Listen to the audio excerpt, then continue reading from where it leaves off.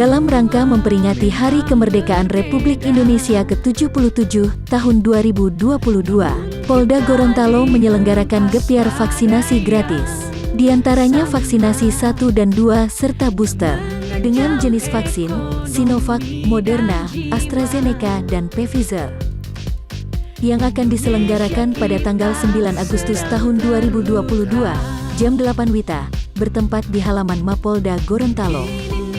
Dengan persyaratan, membawa KTP, serta umur 6 tahun ke atas. Untuk kita kembali sejiwa.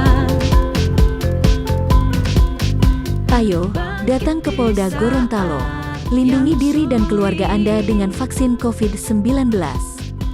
Indonesia menang.